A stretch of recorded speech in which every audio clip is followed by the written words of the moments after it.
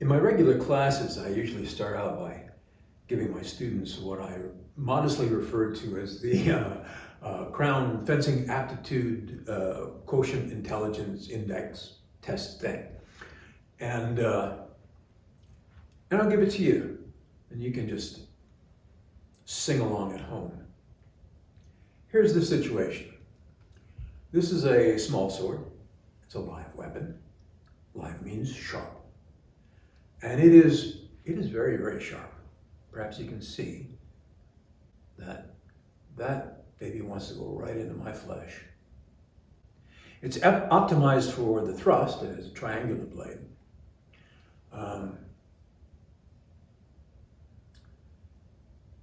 It's wickedly lethal. So here's the test. There's a situation. Situation number one. You have an opponent who is armed with one of these, and you are identically armed. Would you be content for your opponent to stab you through the body, through both lungs and your heart, provided you get to stab them at the same time? What do you think? Does that sound like a good deal? You want to take that one? Here's situation two. Same idea. This time your opponent stabs you through and through, but you get to stab them a quarter of a second before they stab you. How's that suit you? Or suit you? Situation three. This same idea, but this time your opponent stabs you through and through, but this time you stab your opponent 1 full second before they stab you. How about that? Go for that one?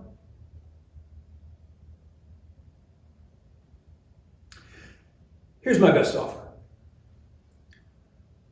You stab your opponent if and only if they don't get to stab you, not no time, not no place, not no how. What do you think? You prefer that one?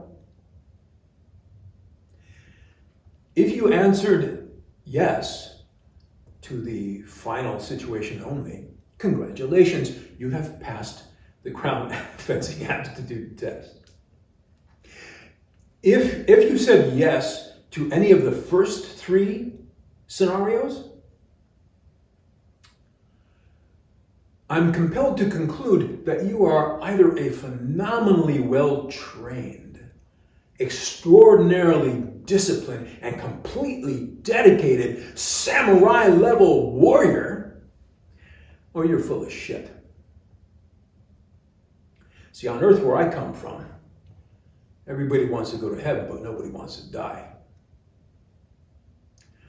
That's why we have the self-defense reflex, what we call the self-defense reflex. You can call it the startle reflex or the flinch reflex. It's the same idea. What it means is, over millions of years, or however long human beings have been kicking around, we've developed this survival mechanism so well that your body and your brain do it whether your ego wants to do it or not.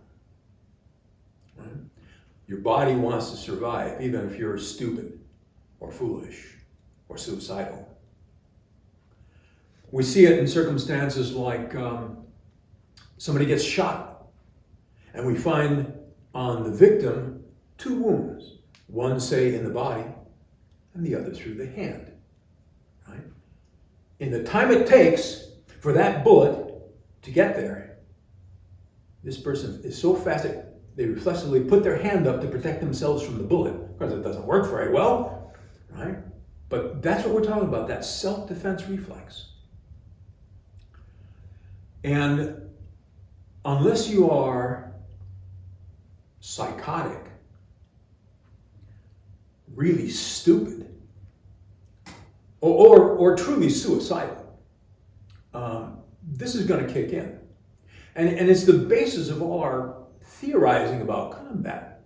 The assumption is that no person no sane, healthy, right person, seeing themselves about to be wounded or killed, will fail to take some measures to avoid it. Now, they may parry, they may run, they may duck, they may freeze, there's a lot of ways to deal with threats. We'll talk about that sometime. But they're not just going to stand there and suck their thumb and let you kill them. Probably. Right? Assuming they're not psychotic, they're not stupid, and they're not suicidal. So here's the thing. What's the point of all this? Funny you should ask. I'm sure you know that every conclusion derived from a false premise is false. If we have established the premise that allowing yourself to be stabbed by your opponent at any time is unacceptable, I think that's my premise. I hope that's your premise too. In what we laughingly refer to as the sport of fencing, it's perfectly all right to allow your opponent to hit you, to allow them to theoretically stab you, provided you get to stab them first by a quarter of a second.